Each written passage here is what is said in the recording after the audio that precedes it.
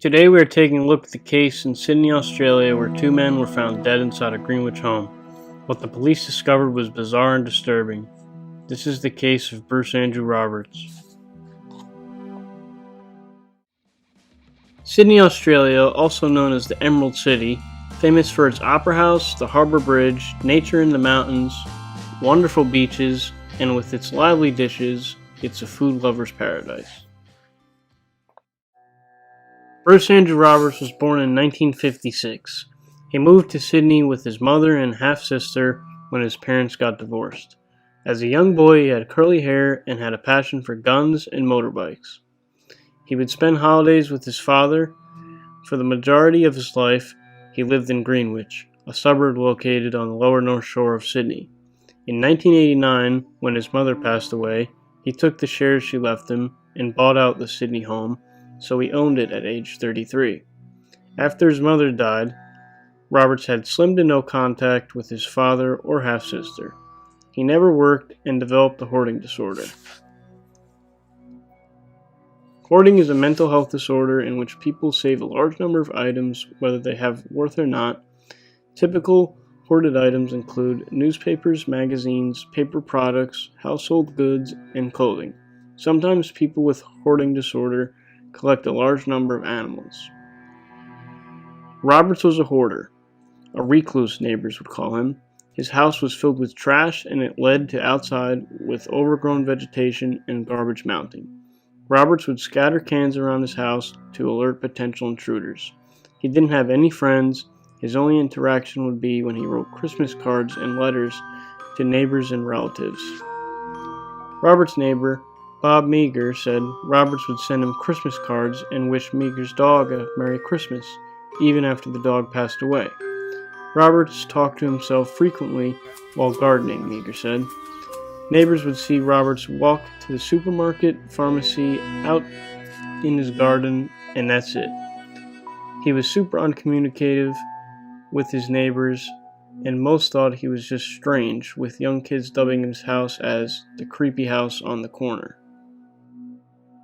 In mid to late October of 2002, Bruce Andrew Roberts had someone, as police say, break into his house. While the sister and relatives of the victim claim he had known Roberts. No, he didn't.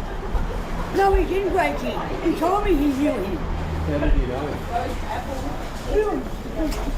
Something either started wrong with a break-in or went wrong while this man was in Roberts' house, so Roberts shot him dead. What Roberts decided to do with the body was very strange and creepy, almost as if he was asking to get caught. Roberts, the hoarder he was, decided it would be best to hide the body inside his own home, under all of his trash and stuff he's kept throughout the years.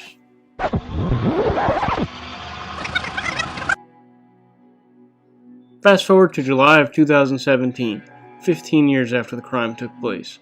Robert's neighbors noticed him missing from his grocery store and pharmacy walks, and after a while, on July 21, 2017, someone decided to call the police so they could see what was going on. Police and medical services arrived and blasted through Roberts' front door, smashing the two locks on the inside. When officers walked inside, they were confused with where to begin as they saw the massive pile of boxes, magazines, newspapers, and just garbage overall that Roberts' house was loaded with.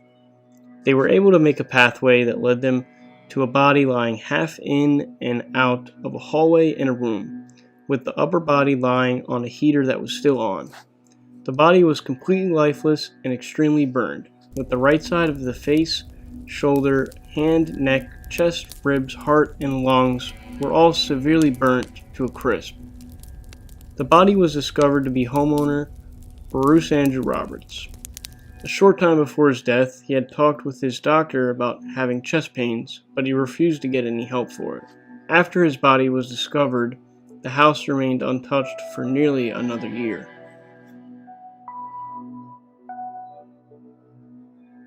On May 29, 2018, solicitor of the deceased, David Alexander, had a cleaning service come to the home to clear out all of Robert's garbage. After a short while, the cleaning service discovered something lying under a dirty rug in the third bedroom of Robert's house. What they discovered was the body of Shane Snellman. the man who Roberts killed back in his house in 2002. Snellman was 39 at the time of his death. His body was discovered by DNA, tattoos, and fingerprints. Bullets were found in his neck, chest, and abdomen. The neck shot is the one that killed him. The wound track shows that the bullet traveled from left to right. Toxicology reports indicate he had ibuprofen, amphetamine, and methamphetamine in his system at the time of his death. Shane was born in 1963. His parents got divorced at a young age, and he lived with his father, his grandfather, and in boys' homes. He became known to police when he was 15 and was accused of killing a homeless man, but was later acquitted. He spent time in jail for property theft and drug charges. He worked as an abettor. In 2001 to 2002, Shane did a prison bid for drug offenses and was released on June 27, 2002, just a few months before he was killed. He lived in a support home in Campbelltown in southwest Sydney. Shane on the dole would withdraw his payments the same day he got them, every time. He met up with one of his friends, Denny, in 2002, who noticed Shane was super skinny and was most likely using meth again. On October 23rd of 2002, Shane's payment was deposited but never withdrawn. This caused Denny to be curious, so he reported his disappearance to the police. A few days earlier, on October 18th, Shane was questioned by police and had no money. He was a meth addict and his next payment wasn't coming until the 23rd.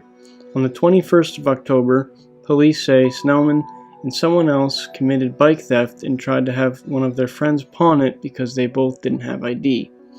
That's why police say it is likely Snellman broke into Robert's house sometime between the 21st and 24th of October. I think there's a bit more behind it, than what really happened.